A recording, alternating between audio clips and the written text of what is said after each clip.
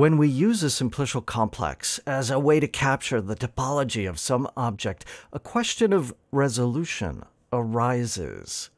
This aspect of a simplicial complex is basically how many simplices do you need in order to really capture what it is you're trying to get at. Maybe you need a small complex, a coarse complex that has few simplices. Maybe you need a much larger simplicial complex with very fine or small simplices, lots and lots of them to capture what is going on. And that's kind of a big question. For now, we're going to focus on one aspect, which is how to make a simplicial complex finer. How to go from a small or coarse structure to a larger or finer structure. There are lots of reasons why you might want to do this. And there are lots of ways to make this happen. To take a surface and you approximate it with a simplicial complex, but then it's too chunky, and so you go finer and finer. This is something that shows up in computer graphics in lots of different applications. This process of increasing resolution is often called subdivision. That's what we do to a simplicial complex to make it finer. Now, it's all so obvious at first. Let's say that you've just got a one simplex, an edge, and then two vertices, and you want to subdivide it. What do? Well, you just pop a vertex right in the middle of that edge, and now you've broken it into two smaller edges. That was easy, right? We all done? Well, maybe not. Let's keep going. Let's take a two simplex. How do we subdivide that two simplex? Well, let's think inductively. We subdivide each edge. Boom, boom, boom. Great. Now, what do we do with that two simplex? Because in what we've done so far, this is no longer a simplicial complex.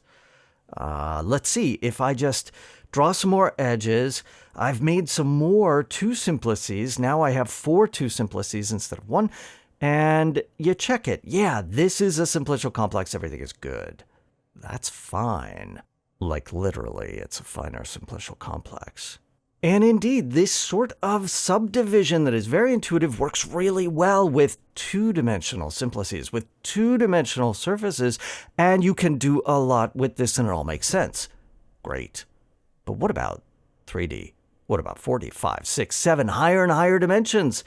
It's all of a sudden not so obvious how to split simplices up into smaller and smaller simplices in a way that you can very carefully delineate, that you can make sure it's a simplicial complex.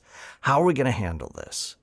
We're going to detail one method, one approach, a subdivision scheme that is very subtle, very concise, and works very well in all dimensions without really having to get our hands all that dirty. Consider the definition of what we call a barycentric subdivision. The barycentric subdivision of a simplicial complex, capital K, is the simplicial complex given by, let's call it SDK for subdivided complex. We're going to define it as follows. It's a simplicial complex, so I got to tell you what all the simplices are, right? Right. The vertices, the zero skeleton of the subdivided complex, consists of all the simplices of the original complex K. That means every simplex now gets its own vertex. And you can visualize that by just popping a vertex right in the middle of each simplex. Great. Those are the vertices. But what about the edges, the faces, the 3 simplices, all the other simplices, the I-dimensional simplices are given by sequences of length I plus 1 of distinct simplices of K, each of which is the face of the next. You have simplex sigma 0, which is a face of sigma 1, which is a face of yada, yada, yada, up until sigma I. That's I plus 1 of them. That means it's giving you an I simplex. And you can see exactly what the faces of such a simplex are. You just selectively delete elements in the sequence. Well, okay then. But what is this? I mean, what is this really? That definition, it's nice, it's concise, but how do we make sense of this? Let's do some examples. Let's begin with a one simplex, just a single edge with 2 vertices. Let's label these carefully. The vertices being U and V, And then the edge being u and v together, right? That's that combinatorial one simplex. Now, in the barycentric subdivision, we have a vertex for each simplex. That means we have a vertex for u, we have a vertex for v, and we have a vertex for the pair u, v. How many edges do we have? We have 2 edges. One that corresponds to the sequence u is a face of uv. The other corresponding to the sequence that v is a face of uv. That's where the 2 edges in the subdivision come from. That's nice, that's simple, that makes a lot of sense. Now notice how I wrote these edges explicitly with the little face relation thing pointed in 2 different directions. It's as if the specification of the edges are pointing away from the edge to their 2 vertex faces. In fact, there's no reason for us to label everything explicitly at all. We can encode the edges in this subdivision as just being a pair of arrows from the higher dimensional simplex to the lower dimensional face. That's going to help us a lot when we move to higher dimensions. Consider a 2 simplex. We've got our 3 vertices, 3 edges, and the 1, 2 simplex. In the barycentric subdivision, each of these has to get its own vertex. So we have 3 additional vertices for the 3 edges and 1 additional vertex for the 2-dimensional simplex. Now, to determine the edges in the barycentric subdivision, we need to look at all pairs of simplices together with faces. Beginning with the edges, each edge has a pair of arrows pointed from that edge to the 2 boundary vertices. We do that for each of the 3 edges. Then we need to look at the 2 simplex.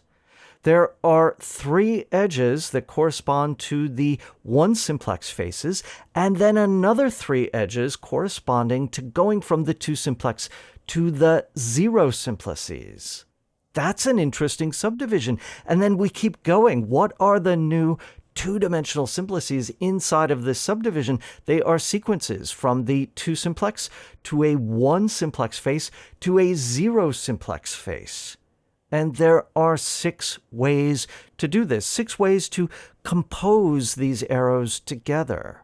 You can see the simplicial structure in this way by composition of arrows.